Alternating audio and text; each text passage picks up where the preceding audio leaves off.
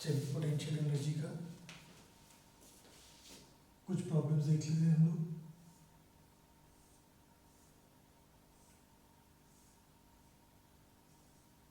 देखिए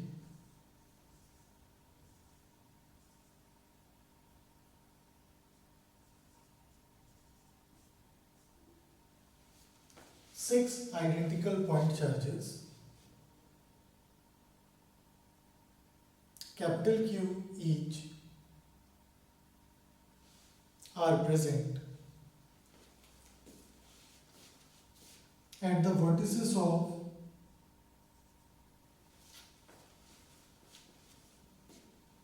a regular hexagon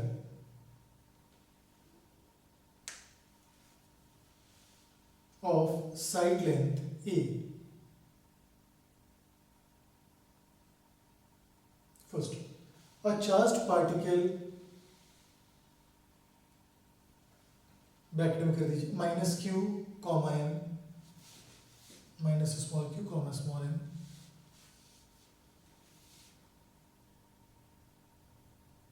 is projected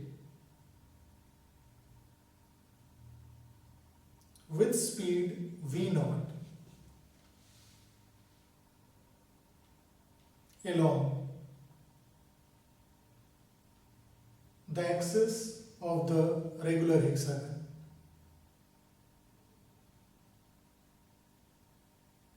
First, with what minimum speed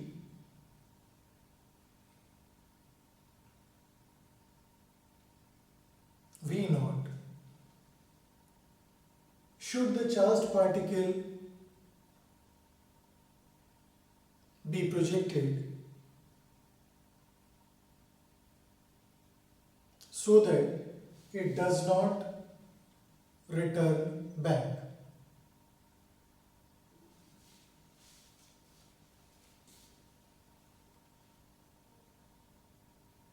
चलिए solve करिए इसको।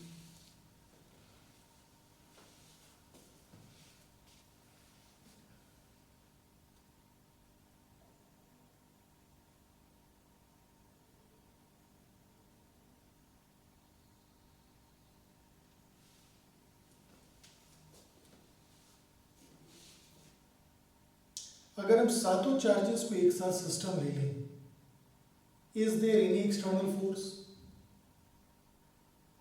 Answer is no. अगर हम एक्सटर्नल फोर्सेस कंसिडर भी कर रहे हैं कि सपोज ये चार्जेस फिक्स्ड हैं, तो इनको फिक्स रखने के लिए कुछ फोर्स हमको एक्सर्ट करना पड़ेगा, तो उन फोर्सेस का वर्क डन नहीं है। डेफिनेटली अगर ये चार्जेस फिक्स्ड हैं तो इनको फिक्स रखने के लिए हमको कुछ एक्सटर्नल फोर्स लगाना पड़ रहा होगा, क्योंकि जैसे जैसे चार्ज मूव करेगा फोर्सेस का डायरेक्शन भी वेरी करेगा, मैग्नीट्यूड भी वेरी करेगा।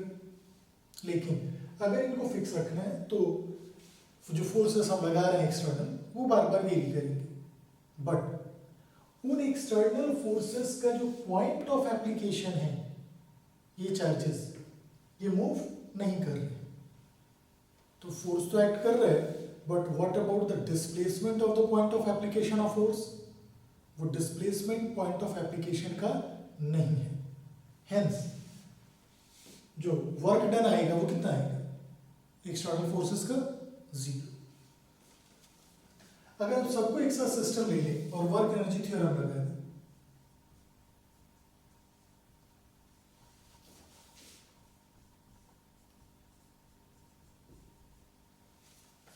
work done by external agent is 0, non conservative force है नहीं, मीन सिस्टम की मैकेनिकल एनर्जी क्या रहेगी? कंजर्व रहेगी। क्लियर? नाउ यहां पे एक टर्म हम लोग चाहें तो डिफाइन कर सकते हैं, which is called potential energy of one single charge.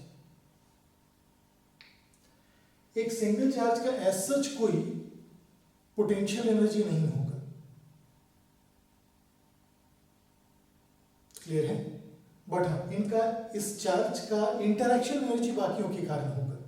So when we say potential energy of a single charge because of all others, we are talking of interaction potential energy of this charge with all others.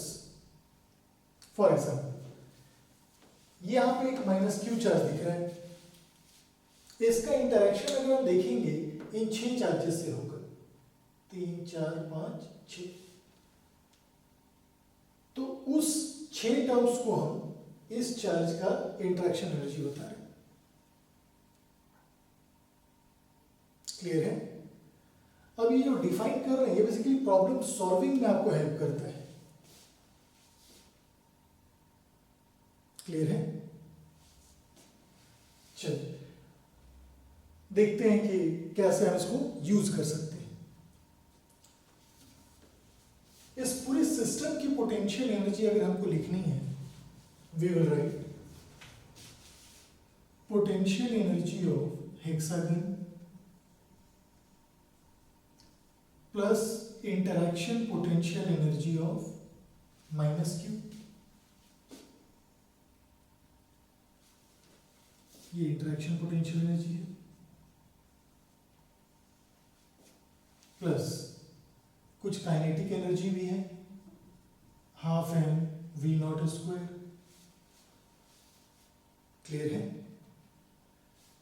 अगर इस charge को minimum speed दे रहे हैं हम we not, ताकि ये वापस ना आए, अगर वापस इसको नहीं आना है तो जाना कहां तक है? इन्फिनिटी तक, क्योंकि अगर फाइनाइट डिस्टेंस पर रहेगा तो इन सब का अट्रैक्टिव फोर्स जो है पुल कर लेगा उसको वापस, तो जाना है इसको इन्फिनिटी पे। इसके अलावा minimum kinetic energy, minimum speed से प्रोजेक्ट करना है तो क्या चाहेंगे? इन्फिनिटी पे जाकर के इसका स्पीड कितना हो जाए? मिनिमम 0। तो फाइनली देखेंगे काइनेटिक एनर्जी का टर्म नहीं है, इस चार्ज का ये जो माइनस क्यू चार्ज इन्फिनिटी पे चला गया, इसका जो इंटरेक्शन एनर्जी का 6 टर्म्स था वो 0 हो जाएगा। हेक्सागन तो पहले भी था अभी भी है, तो यू हेक्सागन प्लस 0 प्लस ये क्या है? Interaction energy of this charge with all 6 charges, और ये है आपका kinetic energy final of minus q, ये भी 0 है। अब देखिए क्यों हम एक सिंगल चार्ज के पोटेंशियल एनर्जी की बात कर रहे थे। ये टर्म इनिशियल और फाइनल कैंसिल हो जाएगा, तो इस टर्म को लिंक करके कोई फायदा नहीं है, क्योंकि ऑल टुगेदर 6 चार्जेस हैं, तो कितना टर्म्स लिखना होगा? 6 × 6 - 1/2, टोटल 15 टर्म्स। 15 टर्म लेफ्ट में लिखें, 15 टर्म राइट में लिखें, और फिर उसको कैंसिल कर दें 15 15। Does it make any sense? नहीं। इसीलिए यहां पे एक टर्म हम लोग डिफाइन कर रहे हैं called potential energy of a single charge. अब क्या करेंगे? सिर्फ ये चार्ज हमारा सिस्टम होगा। अगर ये चार्ज सिस्टम है तो इस पे कौन सा फोर्स लग रहा है? इलेक्ट्रिक फोर्स, कोई एक्सटर्नल फोर्स नहीं है। इलेक्ट्रिक फोर्स का वर्क यहां पे प्रेजेंट है पोटेंशियल एनर्जी के फॉर्म में, डेल्टा यू में इलेक्ट्रिक फोर्स का वर्क प्रेजेंट है। एक्सटर्नल फोर्स आएगा नहीं, नॉन कंजर्वेटिव फोर्स रहेगा नहीं, तो सिस्टम की मैकेनिकल एनर्जी क्या होगी? कंजर्व रहेगी। नाउ इनिशियल पोटेंशियल एनर्जी लिख ली इस चार्ज का, इनिशियल काइनेटिक एनर्जी लिख ली और उसको इक्वेट कर दिए to final potential energy and final kinetic energy. Relatively calculation कम हो जाएगा। क्लियर है? अब ये टर्म कितना लिखें?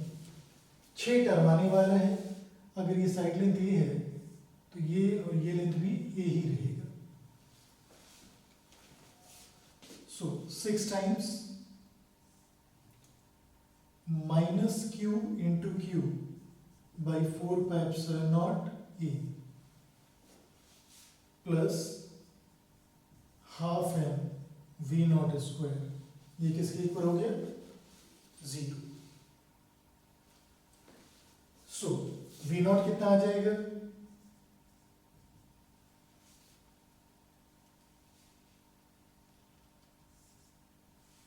3q³ by 4 pi epsilon naught a m। Clear है?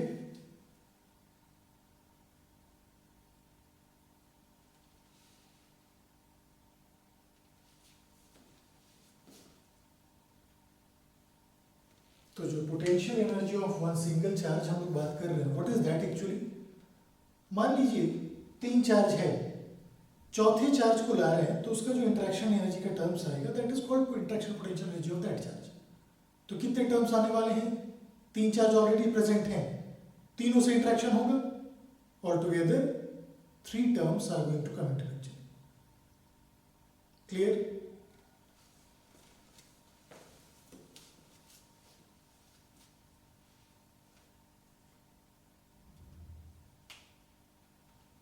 चलिए नोट कर लीजिए।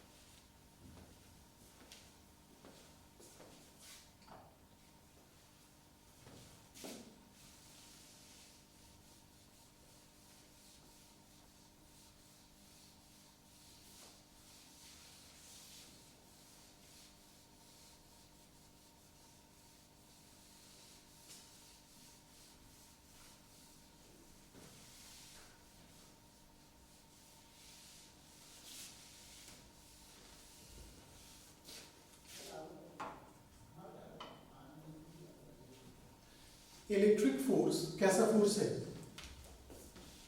We know electric force is a conservative force.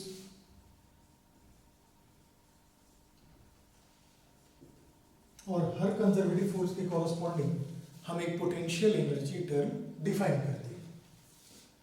तो work done by electric force can be written as minus of delta U. याद होगा work energy theorem के derivation में हम लोग एक फैक्ट यूज किए थे, work done by conservative force is equal to negative of change in potential energy. So work done by electric conservative force is equal to negative of change in electrostatic potential energy. बहुत important concept discuss कर रहे हैं, इसको ध्यान से देखिएगा। अगर हम वर्क एनर्जी थ्योरम लगाएं,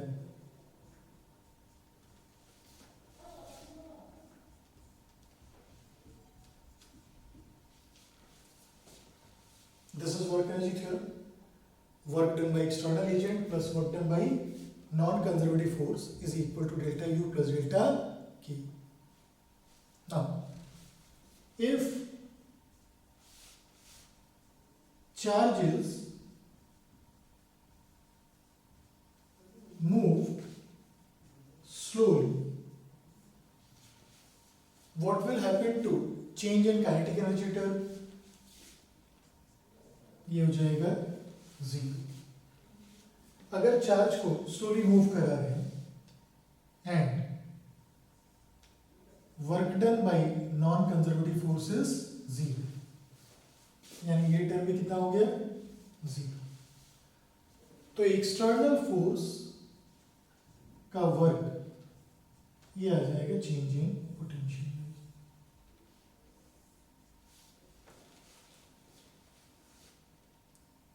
याद करिए, इसको पहले भी डिस्कस किए हुए, ये पॉइंट बहुत इंपॉर्टेंट है। ये result W electrical is minus delta U always valid. This is valid always, but this is valid as per conditions mentioned above.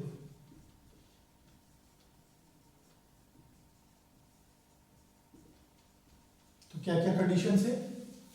Charge को स्लोली मूव कराना होगा, means at every instant how much shall we consider the kinetic energy of the charge?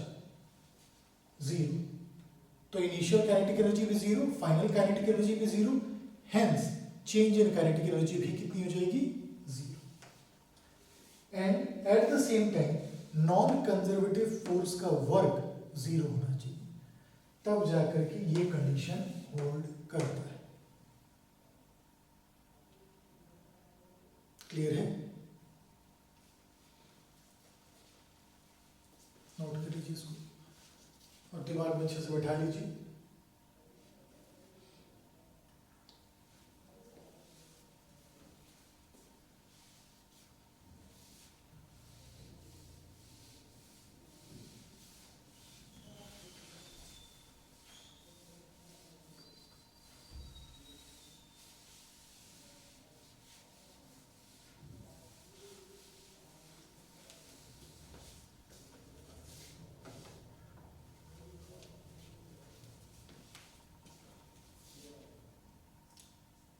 Delta U को लिख सकते हैं Q times delta we.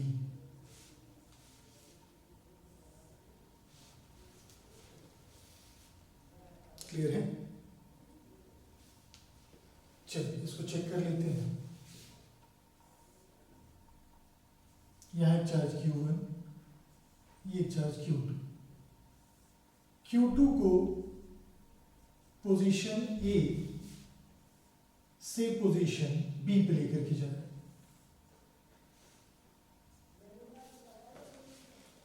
Clear है? Q2 is being moved from position A to position B. बताइए initial potential energy कितना होगा? Q1 Q2 by 4 pi epsilon naught E. Final potential energy, final distance कितना हो गया? B. So Q1 Q2 by 4 pi epsilon naught. Clear है? Delta U क्या लिखेंगे?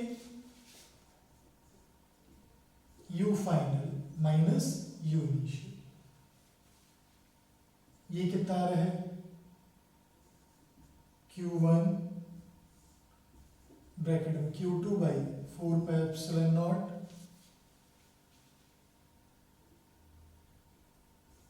यहाँ Q2 कर दीजिए. Q1 by 4 pi epsilon naught B minus Q1 by 4 pi epsilon naught E. किस चार्ज को मूव करा रहे हैं? इस Q2 चार्ज को. वो भी कैसे मूव करा रहे हैं? Slowly. If Q2 charge is moved slowly from point A to point B, then delta U can be written as Q2 into VB minus V. यही आपका डेल्टा है.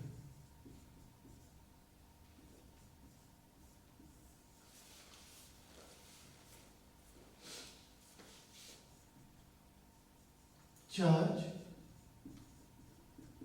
Q2 is moved slowly.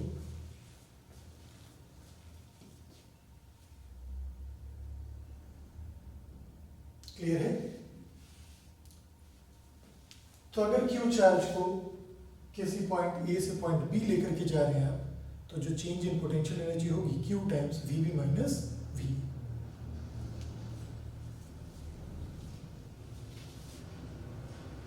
If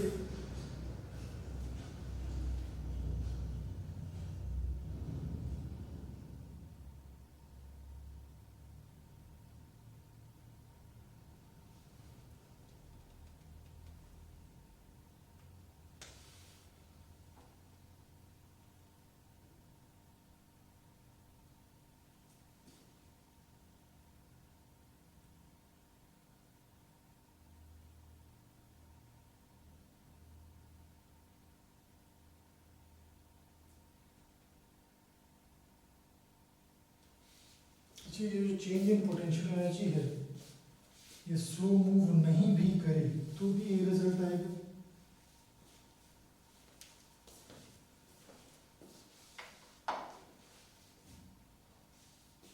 If a charge Q is moved from point A to point B, delta U can be written as Q times VB minus V.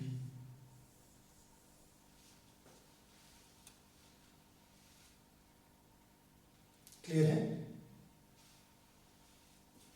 Slow movement में बस एक चीज हो जाएगा, work done by external agent को आप delta U से replace कर पाएंगे, इसको डायरेक्टली आप डब्ल्यू एक्सटर्नल लिख पाएंगे।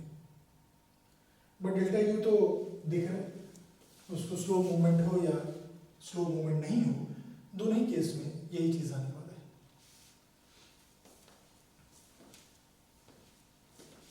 है। इस पॉइंट को ध्यान रखिएगा। अगर यही स्लो मूवमेंट रहेगा तो एडिशनल क्या आ जाएगा, work done by external agent, directly ये लिख सकते हैं। इसी में अगर इस चार्ज का स्लो मूवमेंट रहेगा तो work done by external agent हम डेल्टा यू लिख पाएंगे, जो अभी देखे थे, मीन्स उसको डायरेक्टली लिख सकते हैं। Clear?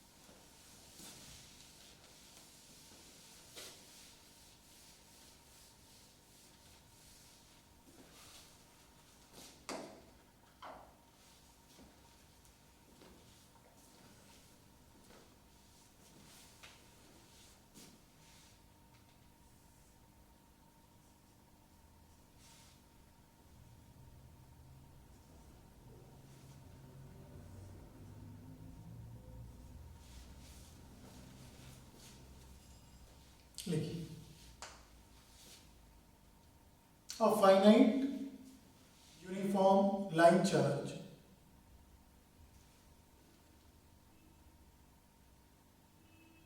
and a point charge capital Q are placed as shown. Find the potential energy of the system.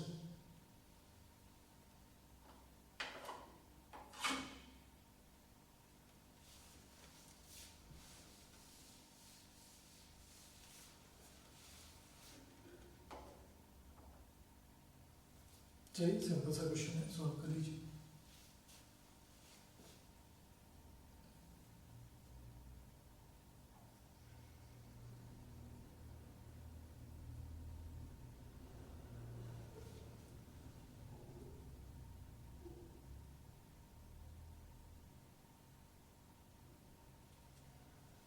अगर ये दो पॉइंट चार्जेस होते तो हम लोग डायरेक्टली फॉर्मूला लगा पाने की पोजीशन में थे, U is equal to Q1 Q2 by 4πε0 R। लेकिन ऐसा है नहीं, तो क्या करेंगे, इस पॉइंट चार्ज से कुछ x डिस्टेंस पे dx थिकनेस का एक छोटा सा एलिमेंट लेंगे। अब इस छोटे से एलिमेंट का चार्ज dq कितना हो जाएगा, ये हो गया लैम्डा इंटू dx।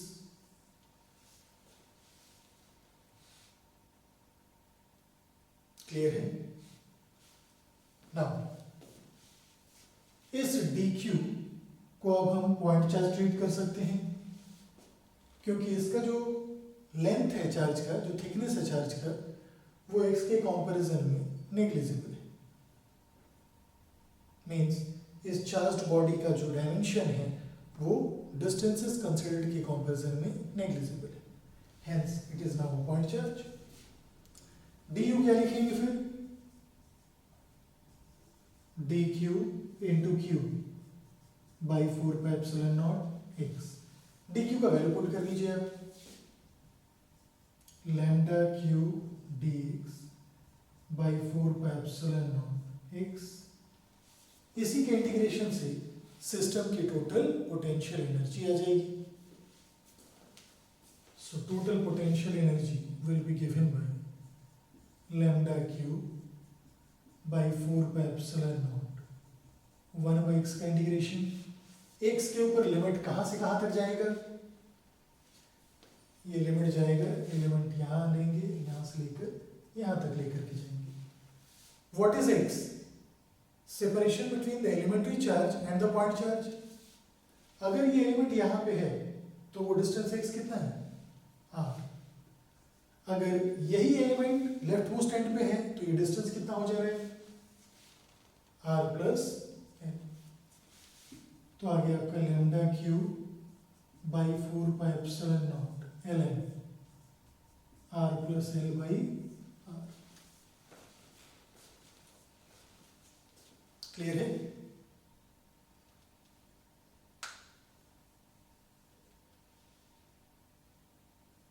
नोट कर लीजिए।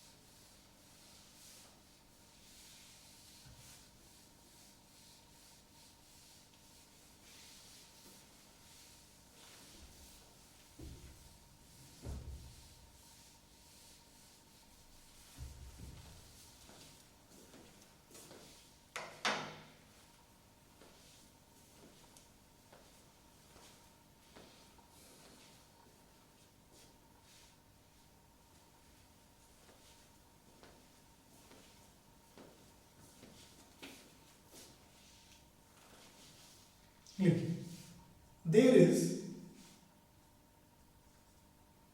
an infinite straight arrangement of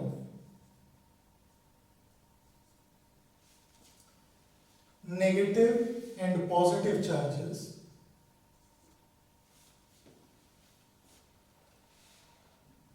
plus q and minus q such that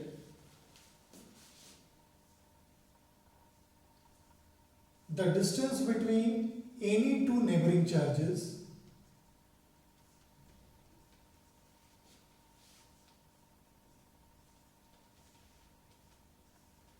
is a।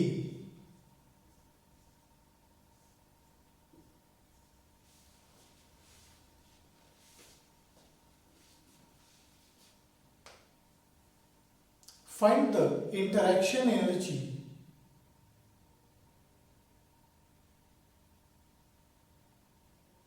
of any one charge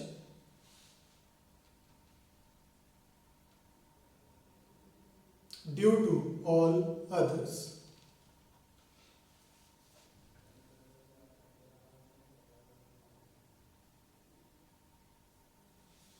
चलिए, जो फिगर ड्रॉ किए उसके अकॉर्डिंग से इसका पोटेंशियल एनर्जी फाइंड करना because of all others. Find करिए।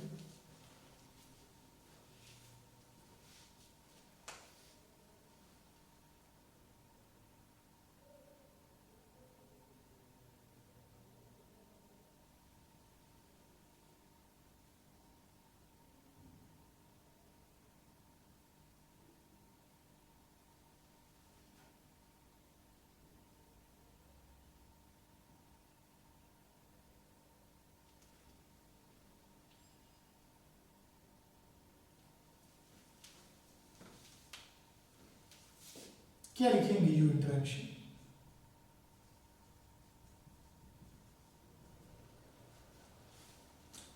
इस क्यू चार्ज की एनर्जी इन दोनों के कारण क्या होगी, minus 2 times Q square by 4 pi epsilon not a, Q into minus Q by 4 pi epsilon not a minus Q square by 4 pi epsilon not a, ऐसा 2 term है इसलिए 2।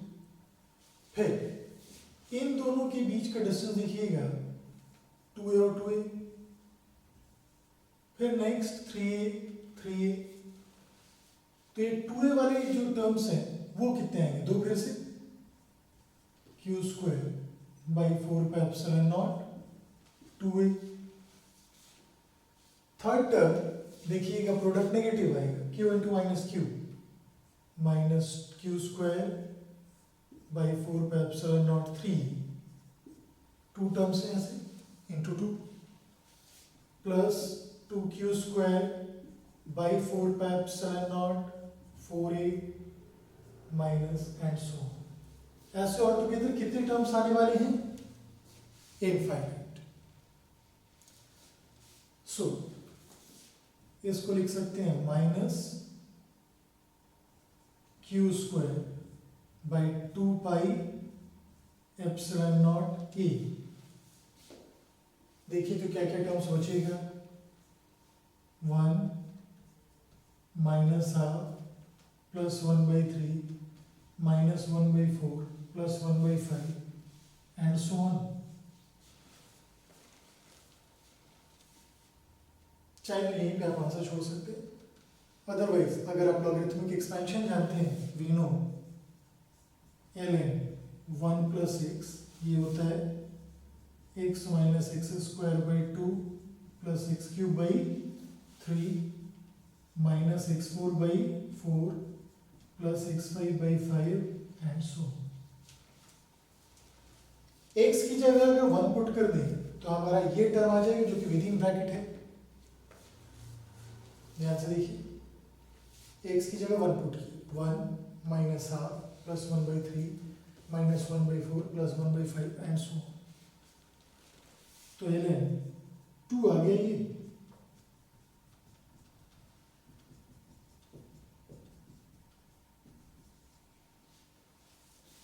तो यू इंटरेक्शन को फिर लिख कितना सकते हैं फाइनली,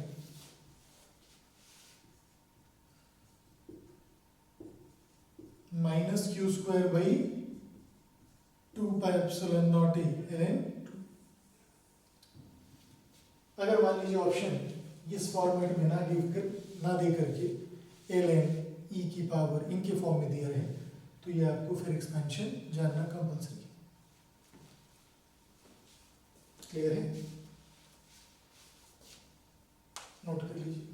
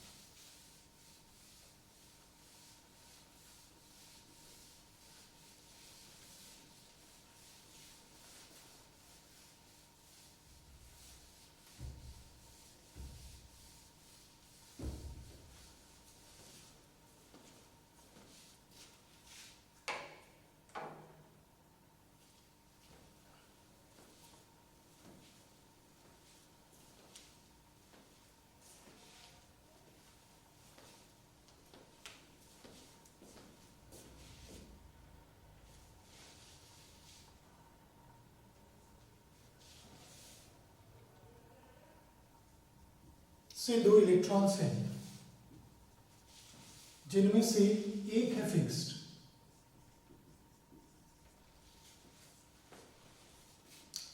और इन दोनों के बीच का इनिशियल डिस्टेंस इनफाइनाइट है, काफी लार्ज डिस्टेंस पे प्लेस्ड है, सच दैट एक इलेक्ट्रॉन दूसरे पे इलेक्ट्रिक फोर्स नहीं एक्सर्ट कर रहे।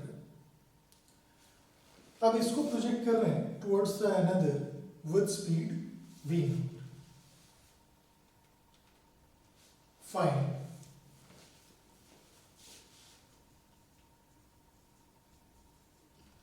the distance of closest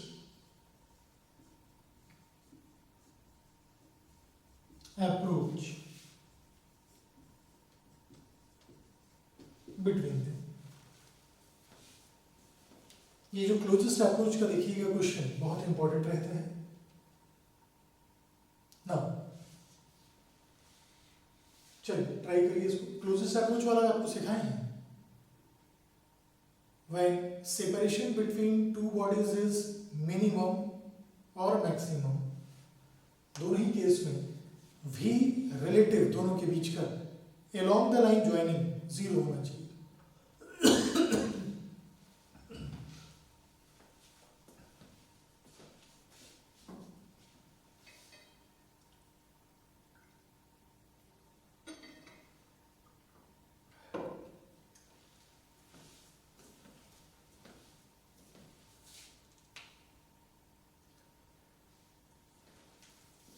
ये जो फिक्स्ड इलेक्ट्रॉन है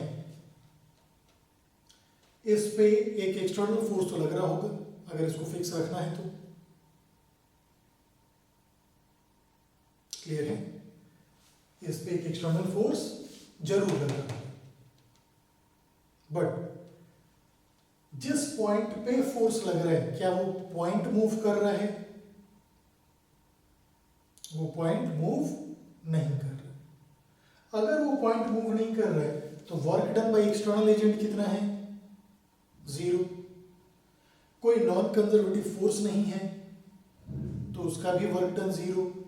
hence can we say system की मैकेनिकल एनर्जी कंजर्व रहेगी इस केस में। फाइनली क्या होगा? फाइनली इसका वेलोसिटी इस फिक्स्ड वाले के इक्वल हो जाएगा, क्योंकि फिक्स वाले का वेलोसिटी चेंज कर नहीं रहा है, तो जो दूसरे वाले की वेलोसिटी है वही खुद 0 हो जाएगी when separation between them is minimum। Clear है ना? अगर मैकेनिकल एनर्जी कंजर्वेशन लगाए तो इनिशियली सिर्फ काइनेटिक एनर्जी था इसके पास और फाइनली सिर्फ पोटेंशियल एनर्जी है सिस्टम के पास। So loss in kinetic energy should be gain in electrical potential energy। Kinetic energy में कितने का लॉस हुआ है? Half M we not square. Electric potential energy initially 0 था, फाइनली कितना है? E square by 4 pi epsilon not are minimum. So ये minimum separation कितना हो जाएगा?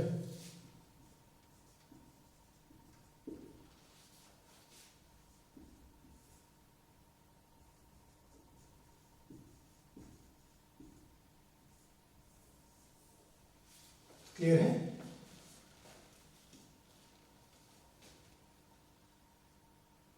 नोट कर लीजिए इसको।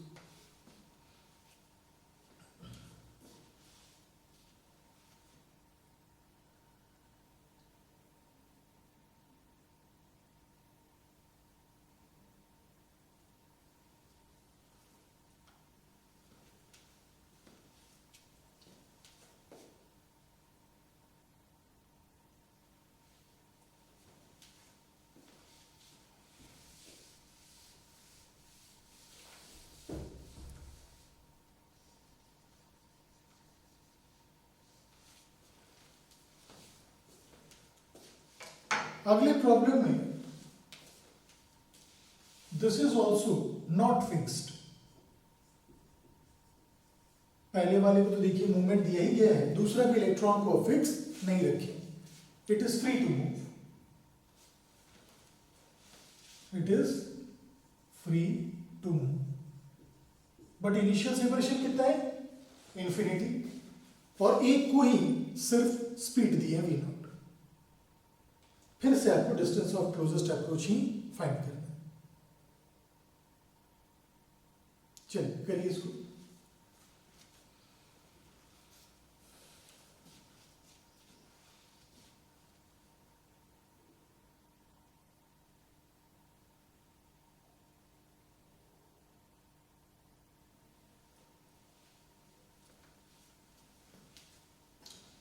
फाइनली जब क्लोजेस्ट अप्रोच का सिचुएशन आएगा तो ये कहीं आगे बढ़ा होगा, ये भी कहीं आगे, दोनों की वेलोसिटी फाइनली क्या होनी है? सेम हो जाएंगे। इसका भी v, दूसरे वाले का भी v, और ये डिस्टेंस CR मिनिमम है। क्लियर? नाउ अगर हम दोनों को एक साथ सिस्टम लें, पहले वाला केस याद करिए, अगर हम दोनों को एक साथ सिस्टम लें तो एक्सटर्नल फोर्स था सिस्टम पे? बिल्कुल था, क्योंकि यहां पे इसको फिक्स रखना था। लेकिन अभी अगर दोनों को हम सिस्टम लें, both are free to move, क्या कोई एक्सटर्नल फोर्स एक्ट कर रहा है उस पर? नहीं। अगर हम दोनों को देख रहे हैं, both are free to move, means दोनों पे कोई एक्सटर्नल फोर्स एक्ट नहीं कर रहा है। दोनों को अगर एक साथ सिस्टम ले लें तो भी net external force zero. Net external force zero तो हम लोग लीनियर मोमेंटम कंजर्व कर सकते हैं। Means applying CLM, what we can write? Conservation of linear momentum. M into V0 is mv plus mv। v कितना है यहां से?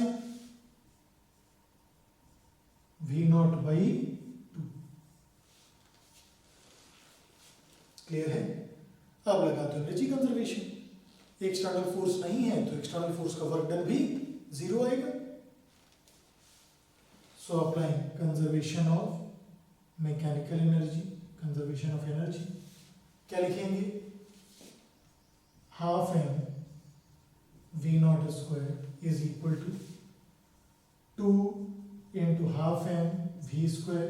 इनिशियल पोटेंशियल एनर्जी जीरो था, फाइनली कुछ पोटेंशियल एनर्जी है, E square by 4 pi epsilon naught r minimum. यही r minimum हमको find करना है। तो half m v0 square minus m v0 square by 4 is equal to E square by 4 pi epsilon naught r minimum. ये 2 और 2 cancel, v की जगह हमने क्या पुट कर दिया? v0 बाई 2, तो v स्क्वायर आ गया v0 स्क्वायर बाई 4। कितना आ गया ये? m v0 square by 4 is E square by 4 pi epsilon naught r minimum। So what is the value of r minimum?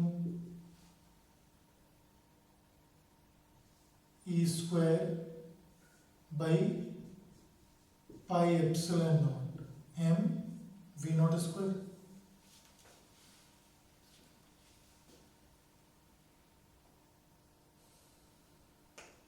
चलिए नोट कर लीजिए इसको।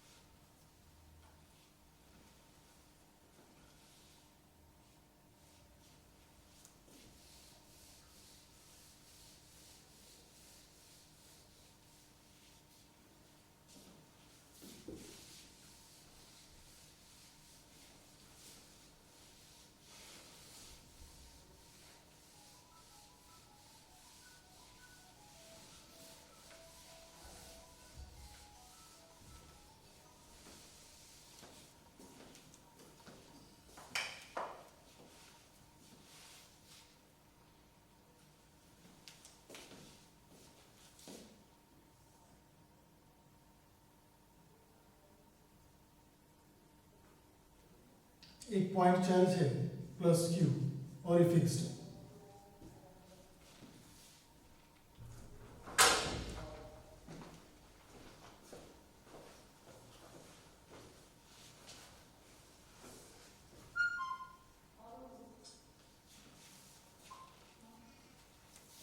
यहाँ एक नेगेटिवली चार्ज्ड पार्टिकल को प्रोजेक्ट किया गया है लार्ज डिस्टेंस से with speed v naught, and this charge plus q is fixed charge. Find the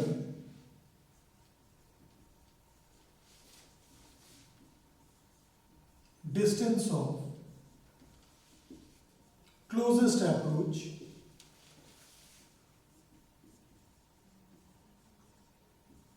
between the charges.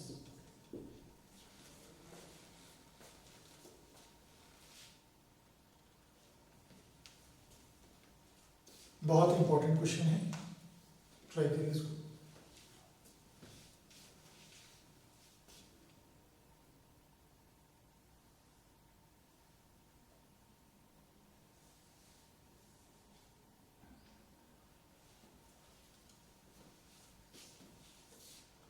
अगर हम लोग फोर्सेस नेगेटिव चार्ज पे देखेंगे, हमेशा वो फोर्स किधर डायरेक्टेड होगा? इस नेगेटिव चार्ज पे फोर्स हमेशा इस प्लस क्यू चार्ज की तरफ डायरेक्टेड होगा, किसी भी इंस्टेंट पे आप देखो। सो फोर्स का लाइन ऑफ एक्शन हमेशा इस प्लस क्यू चार्ज से होकर के पास करेगा। मींस इस फोर्स का torque about this point zero होगा, और अगर टॉर्क जीरो होगा तो हम लोग एंगुलर मोमेंटम कंजर्व कर सकते हैं। सपोज ये कुछ ऐसा पाथ फॉलो करता हुआ निकल जाए और यहां पे ये जो सेपरेशन है वो मिनिमम आ रहा है, आर मिनिमम इस पर्टिकुलर लोकेशन।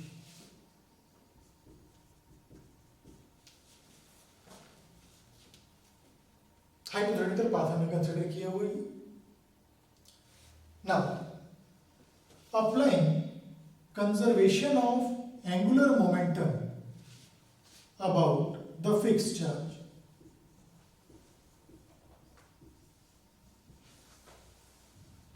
क्या लिख सकते हैं हम लोग? इनिशियल एंगुलर मोमेंटम कितना था? mv naught into perpendicular distance, mv naught into d, that is equal to mv into r minimum.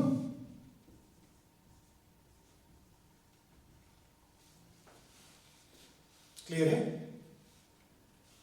Now अगर इन दोनों को हम एक साथ सिस्टम ले लें तो इस फिक्स चार्ज पे कोई एक्सटर्नल फोर्स तो डेफिनेटली एक्ट कर रहा होगा, but since this charge is fixed, क्या point of application of external force move कर रहा है? नहीं। सो एक्सटर्नल फोर्स का वर्क कितना आएगा? जीरो। मींस एक्सटर्नल फोर्स का वर्क जीरो है, नॉन कंजर्वेटिव फोर्स है ही नहीं, तो नॉन कंजर्वेटिव फोर्स का भी वर्क जीरो आएगा। देयरफॉर इस केस में हम सिस्टम की मैकेनिकल एनर्जी कंजर्व कर सकते हैं। क्या लिखेंगे initial mechanical energy? Half M we not square. Initial potential energy since this distance is very large वो जीरो आएगा, that is equal to half M v square plus, finally देखोगे आप कितना है मिनिमम सेपरेशन उनके बीच का? R minimum. ये जो पोटेंशियल एनर्जी का टर्म आ रहा है ये कितना आएगा? Minus q q by 4 pi epsilon not are minimum. Clear है? Now solving these two equations we can get our r minimum.